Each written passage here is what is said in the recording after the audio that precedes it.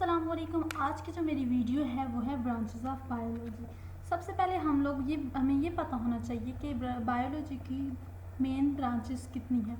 तो बायोलॉजी की main 16 branches हैं जिनको आज हम लोग स्टडी करने वाले हैं।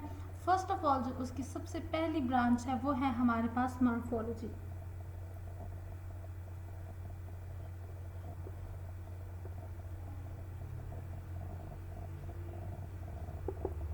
जो मॉर्फोलॉजी है उसमें अब हमारे पास क्वेश्चन ये राइज होता है कि मॉर्फोलॉजी में हम लोग किस चीज़ की स्टडी करते हैं, क्योंकि ये हमारे पास एक टाइप है तो उसमें किसी ना किसी चीज़ की स्टडी की जाती है। तो हमारे पास मॉर्फोलॉजी के अंदर जितने भी फॉर्म्स, शेप्स या फिर किसी भी लिविंग ऑर्गेनिजम्स की स्ट्रक्चर होती हैं, हमने ये कहा था कि बायोलॉजी हमारे पास स्टडी ऑफ लिविंग ऑर्गेनिज्म है। अब उस लिविंग ऑर्गेनिज्म की शेप, स्ट्रक्चर एंड फॉर्म को हम लोग कि आया वो ऑर्गेनिज्म या वो बॉडी किस फॉर्म में है, उसकी शेप क्या है, उसकी फॉर्म कैसी है, उसकी स्ट्रक्चर कैसी है, उन तमाम चीज़ों को हम लोग मॉर्फोलॉजी के अंदर स्टडी करते हैं।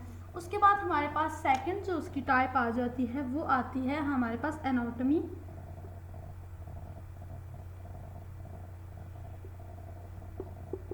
अब एनाटॉमी में हम लोग किस चीज़ को स्टडी करते हैं। मॉर्फोलॉजी में हम लोगों ने ये कहा कि हम शेप, स्ट्रक्चर एंड फॉर्म को स्टडी करते हैं, तो हमें यहाँ पर हम लोगों ने डिफ्रेंसिएशन नहीं की थी कि इंटरनल या फिर एक्सटर्नल फॉर्म या शेप को हम लोग स्टडी करते हैं। जो एनाटॉमी है उसमें हम लोग इंटरनल यानी इनर पार्ट्स को एक्सप्लेन करते हैं या फिर स्टडी करते हैं।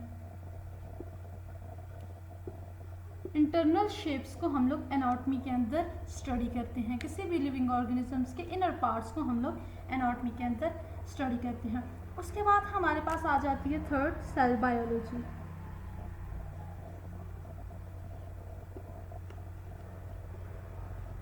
अब सेल बायोलॉजी में हम लोग सेल, एक लिविंग ऑर्गेनिज्म है वो हमारे पास डिफरेंट सेल से बनता है, और किसी भी ऑर्गेनिज्म का सेल जो है वो बेसिक एक यूनिट है एक ऑर्गेनिज्म की डेवलपमेंट के लिए।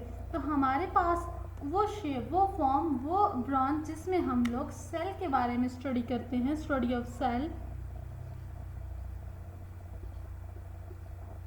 उसको हम लोग सेल बायोलॉजी कहते हैं, या फिर इस ब्रांच को साइटोलॉजी भी कहते हैं। उसके बाद हमारे पास आ जाती है नंबर 4। जो 4 है वो है हमारे पास इम्यूनोलॉजी। ये नेम से इंडिकेट हो रहा है कि इसमें हम लोग किस चीज़ के बारे में स्टडी करेंगे। वर्ड लॉगी जो है वो लॉगस से निकला है, एंड लॉगस मीन स्टडी। तो हमारे पास जो पीछे वर्ड बचता है वो है इम्यूनो। इम्यूनो वर्ड निकला है इम्यून से। इट मीन्स किसी भी ऑर्गेनिज्म के डिफेंस सिस्टम को या फिर इम्यूनिटी को हम लोग जिस फॉर्म, उस ब्रांच में स्टडी करते हैं, उस ब्रांच को हम लोग इम्यूनोलॉजी कहते हैं। तो इसमें हम लोग कहेंगे कि स्टडी ऑफ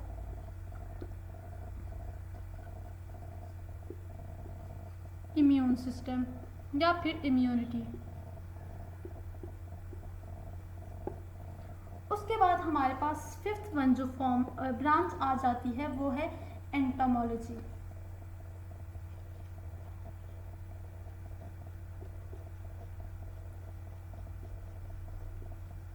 एंटोमोलॉजी में हम लोग जितने भी इंसेक्ट्स आ जाते हैं उसको स्टडी करते हैं। तो इस तरह हम लोग ये कहेंगे स्टडी ऑफ इंसेक्ट्स, यानी जो कीड़े मकोड़े होते हैं छोटे छोटे, उनको हम लोग माइन्यूट ऑर्गेनिजम्स, माइक्रोब्स जिनको हम लोग कह सकते हैं, इंसेक्ट्स जो होते हैं उसको हम लोग एंटोमोलॉजी में स्टडी करते हैं। 6th हमारे पास जेनेटिक्स है। अब जेनेटिक्स वर्ड जीन से निकला है, यानी कि हमारे वो कोड जो हमारे पेरेंट्स से हम में ट्रांसफ़र हो जाते हैं from one generation to next generation, उसकी स्टडी को हम लोग जेनेटिक्स में देखते हैं, यानी कि study of genes are called genetics. उसके बाद हमारे पास जो नेक्स्ट आ जाती है 7th वो है टेक्सोनोमी। टेक्सोनोमी में हम लोग क्या करते हैं, जितनी भी क्लासिफिकेशन है, मतलब कि जो नेम साइंस उसे देती है on the basis of their researches या फिर on the basis of their experiment. Biological names को जितने भी हम लोग स्टडी करते हैं, क्लासिफिकेशन उनको डिवाइड करते हैं ऑर्गेनिजम्स को, उनको हम लोग टैक्सोनॉमी में स्टडी करते हैं।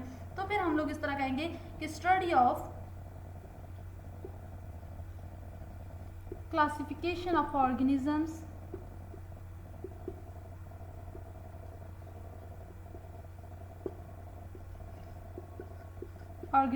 Are called taxonomy. नंबर 8 हमारे पास जो इसकी टाइप है वो है हमारे पास फिजियोलॉजी।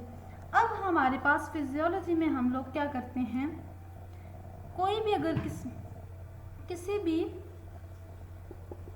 ऑर्गेनिजम्स के जितने भी पार्ट्स हैं उनको हम लोग स्टडी करते हैं इसमें फिजियोलॉजी के अंदर। तो अब हम लोग कहेंगे कि study of function of different parts of the organism, मतलब कि एक ऑर्गेनिज्म के पार्ट्स जो फंक्शन परफॉर्म करते हैं